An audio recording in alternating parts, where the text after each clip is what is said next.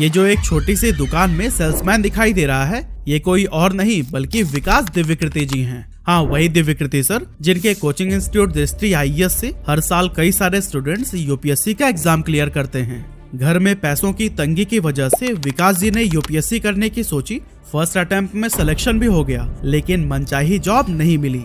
इसके बाद से 3 और भी अटेम्प्ट्स किए, लेकिन हर बार निराशा का ही सामना करना पड़ा। पर वो कहते हैं ना कि जिनके इरादे मजबूत हों, उन्हें कामयाब होने से कोई नहीं रोक सकता। दृष्टि IAS भी उन्हीं मजबूत इरादों का ही नतीजा है, जो कि आज लाखों एस्पिरेंट्स की मदद कर रहा है। तो आखिर विकास दिव्यकृति सर के लिए एक मामूली सेल्समैन से $6 मिलियन की कंपनी बनाने तक का यह सफर कैसा रहा? इस सफर में कौन कौन सी मुश्किलों से उनका सामना हुआ और आखिर क्या वजह थी कि उन्हें पॉलिटिक्स को हमेशा के लिए छोड़ना पड़ गया? सब कुछ डिटेल में जानेंगे आज के इस वीडियो में।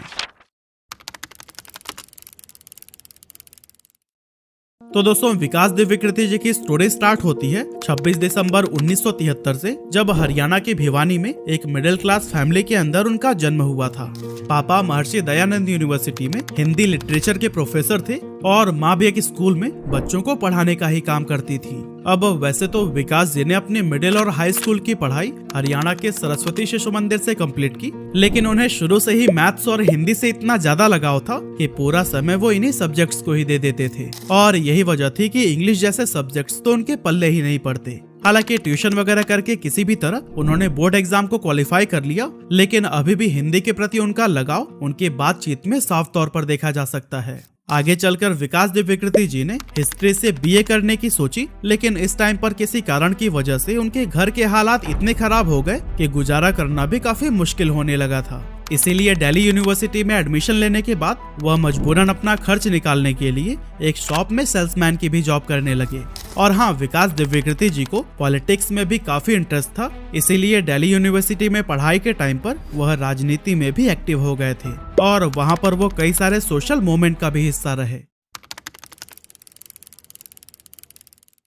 लेकिन आगे चलकर कुछ लोगों से इन्फ्लुएंस होकर वह IAS का सपना देखने लगे और यही वजह थी कि MA के साथ साथ उन्होंने UPSC की भी तैयारी शुरू कर दी। इसी दौरान उनकी मुलाकात तरुणा वर्मा नाम की एक लड़की से हुई। दोनों में बातचीत बढ़ी और ये दोनों एक दूसरे को पसंद करने लगे। अब क्योंकि उस टाइम तक विकास जी के बड़े भाई की भी शादी नहीं हुई थी, इसीलिए अपनी रिलेशनशिप के बारे में घर वालों को बताने में उन्हें थोड़ा संकोच हो रहा था। लेकिन फिर भी किसी तरह से हिम्मत करके उन्होंने अपने पिता से तरुणा के बारे में बात की और अपने फीलिंग्स को शेयर किया। इस पर उनके पिता ने जवाब दिया, कोई बात नहीं, ले आना उसे, बाकी हम सब देख लेंगे।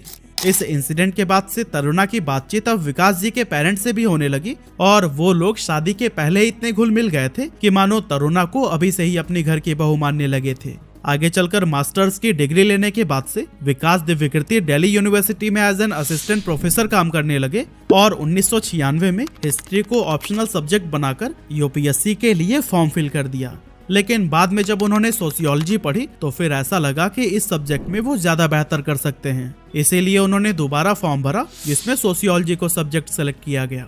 अगले कुछ महीनों तक विकास दिव्यकृति जी ने खूब मन लगाकर पढ़ाई की, लेकिन जैसे जैसे एग्जाम की डेट करीब आ रही थी वैसे वैसे इनकी घबराहट बढ़ती ही जा रही थी। अब एग्जाम में सिर्फ 7 दिन ही बचे थे और वो इतने डरे हुए थे कि उन्होंने फैसला लिया कि वो एग्जाम में नहीं बैठेंगे। लेकिन जब इस बात की खबर तरुणा को हुई तो उन्होंने काफी समझाने की कोशिश की, लेकिन जब उनकी भी बातों का कोई फायदा नहीं दिखा तब उन्होंने दिव्यकृति जी के पेरेंट्स से कांटेक्ट किया और उनकी कंडीशन के बारे में बताया। जिसके बाद से विकास दिव्यकृति जी के पिता ने उन्हें फोन पर समझाया कि बेटा तुम एग्जाम में बैठो ना, ज्यादा से ज्यादा क्या होगा, नहीं निकलेगा, बस यही ना। पिता से बात करने के बाद उनका डर थोड़ा कम हुआ और वह एग्जाम देने के लिए एग्री हो गए।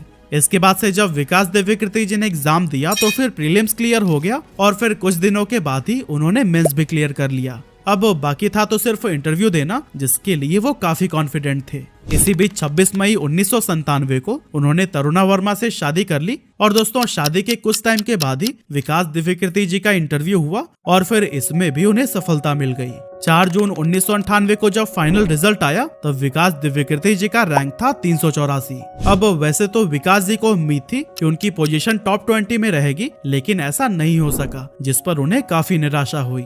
उस समय आईएएस की 56 और आईपीएस की 36 सीट्स अवेलेबल थी और उन्हें सीआईएसएफ यानी कि सेंट्रल इंडस्ट्रियल सिक्योरिटी फोर्स में पोस्ट ऑफर की गई, लेकिन उस पोस्ट के लिए वो मेडिकली फिट नहीं थे, इसीलिए वो सीट भी विकास दिव्यकीर्ति जी के हाथों से निकल गई। इसके बाद उन्हें मिनिस्ट्री ऑफ होम अफेयर्स के डिपार्टमेंट ऑफ ऑफिशियल लैंग्वेज में सेक्शन ऑफिसर का पोस्ट मिला। अब क्योंकि विकास दिव्यकीर्ति जी का इस जॉब में बिल्कुल भी मन नहीं लग रहा था, इसलिए 8-10 महीने के बाद ही उन्होंने अपने पद से इस्तीफा दे दिया। हालांकि आगे भी उन्होंने अपने मनचाहे जॉब के लिए यूपीएससी के कई सारे अटेम्प्ट्स दिए, लेकिन कभी उनका मेंस में नंबर कम हो गया तो कभी वो इंटरव्यू में सेलेक्ट नहीं हुए। लेकिन हाँ, दिव्यकीर्ति जी जब तैयारी कर रहे थे तभी से कुछ स्टूडेंट्स उनसे पढ़ने आया करते थे और वो उनके पढ़ाने के तरीके से इतने प्रभावित थे कि जल्द ही विद्यार्थियों की संख्या इतनी ज्यादा हो गई कि वो सारे लोग एक कमरे में अटते ही नहीं थे। और दोस्तों, स्टूडेंट्स के ही डिमांड के चलते 1 नवंबर 1999 के दिन विकास दिव्यकीर्ति जी ने दृष्टि आईएएस को एस्टेब्लिश किया और इस इंस्टीट्यूट को रन करने के साथ ही उन्होंने अपनी एमफिल यानी कि master of philosophy, Hindi subject से पीएचडी और एलएलबी जैसी डिग्रीज भी हासिल कर ली। और दोस्तों, इनके पढ़ने पढ़ाने का सिलसिला कुछ ऐसे ही चलता रहा और यूपीएससी का प्रिपरेशन छोड़ने के बाद इन्होंने अपना मेन फोकस दृष्टि आईएएस पर देना शुरू कर दिया। स्टार्टिंग में इस इंस्टीट्यूट को दिल्ली के मुखर्जी नगर में खोला गया था, लेकिन बढ़ती हुई मांग की वजह से जयपुर, प्रयागराज, लखनऊ और इंदौर जैसे शहरों में भी इसके ब्रांचेस को ओपन किया गया। अब दोस्तों, विकास दिव्यकीर्ति जी का कोचिंग इंस्टीट्यूट तो बहुत अच्छे से चल रहा था, लेकिन इनकी लाइफ में एक चीज अभी भी मिसिंग थी, पॉलिटिक्स। एक्चुअली 2015 में कुछ खास लोगों के सजेशन से विकास जी ने पॉलिटिक्स में भी जाने का मन बनाया और शुरुआत उन्होंने अपने सोसाइटी के इलेक्शन से की। उनके अच्छे व्यक्तित्व की वजह से उन्हें यहाँ पर जीत मिली और फिर उन्होंने अपने अकॉर्डिंग बहुत सारे अच्छे काम किए। सोसाइटी में कई तरह के पॉजिटिव बदलाव साफ देखे गए, यहाँ तक कि अपने काम में ट्रांसपेरेंसी लाने के लिए उन्होंने व्हाट्सएप ग्रुप बनाया जिनमें सारा डिस्कशन लोगों के सामने ही होता था। इनके काम करने के तरीके और ईमानदारी को लोगों ने बहुत पसंद किया, लेकिन यहाँ पर कुछ आलोचक भी हुए जिनसे इन्हें काफी प्रॉब्लम का सामना करना पड़ा। साथ ही इनके विपक्ष भी हमेशा आरोप प्रत्यारोप करते रहते थे, जिससे दिव्यकीर्ति सर परेशान रहने लगे। ईमानदारी से काम करने के बावजूद उन पर कई तरह के झूठे आरोप लगाए गए और यही वजह थी कि पद संभालने के 15 दिन बाद से ही वो बीमार रहने लगे।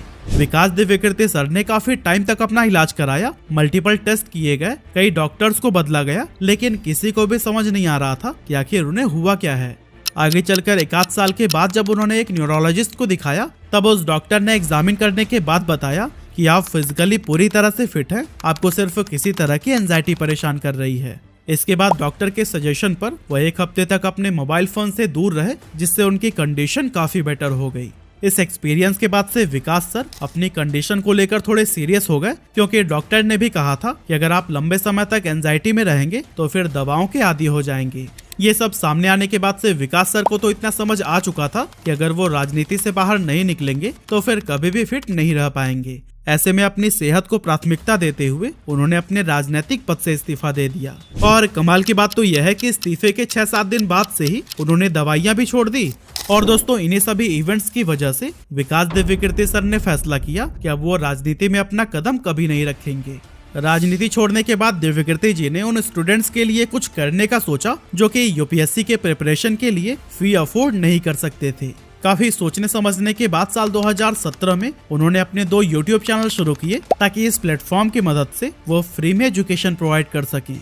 इनके एक यूट्यूब चैनल का नाम है दृष्टि आईएएस और दूसरे का नाम है दृष्टि आईएएस इंग्लिश, जहां से वो लाखों स्टूडेंट्स को यूपीएससी का प्रिपरेशन कराते हैं। और दोस्तों, दिव्यकीर्ति सर टीचिंग में इतने माहिर हैं कि हर साल इनके कोचिंग से कोई न कोई यूपीएससी जरूर क्लियर करता है। इनके पढ़ाए गए एक आईएएस ऑफिसर पर तो फिल्म भी बन चुकी है, जिसे शायद आपने अभी तक तो देख ही लिया होगा। एक्चुअली हम बात कर रहे हैं 12th फेल मूवी की, जिसे 27 अक्टूबर 2023 को रिलीज किया गया था। ये film IAS officer Manoj Kumar Sharma पर बनाई गई है और इनके आईएएस बनने में दिव्यकीर्ति सर का बहुत बड़ा रोल रहा है। इसीलिए मूवी में उनके भी कैरेक्टर को दिखाया गया है और दिव्यकीर्ति सर ने अपने कैरेक्टर की एक्टिंग खुद ही की है। लेकिन क्या आपको पता है इस रोल के लिए उन्होंने कितने रुपए चार्ज किए हैं? असल में दिव्यकीर्ति सर को फिल्म में काम करने के लिए लाखों का ऑफर मिला था, लेकिन उन्होंने फ्री में ही काम करने के लिए कहा और दक्षिणा के रूप में सिर्फ 101 रुपए स्वीकार किए। दोस्तों, दृष्टि आईएएस शुरू से ही हिंदी मीडियम के स्टूडेंट्स पर फोकस करता है, इसीलिए हिंदी मीडियम के छात्रों के लिए इसने काफी सारी लड़ाइयाँ भी लड़ी हैं। साल 2011 में जब यूपीएससी ने सिविल सर्विस एप्टीट्यूड टेस्ट को लागू किया था, तब दिव्यकीर्ति सर ने आंदोलन कर रहे छात्रों का साथ दिया, क्योंकि उनका मानना था कि आज भी सीसैट सैंपल पेपर्स सिर्फ इंग्लिश लैंग्वेज में ही मौजूद हैं।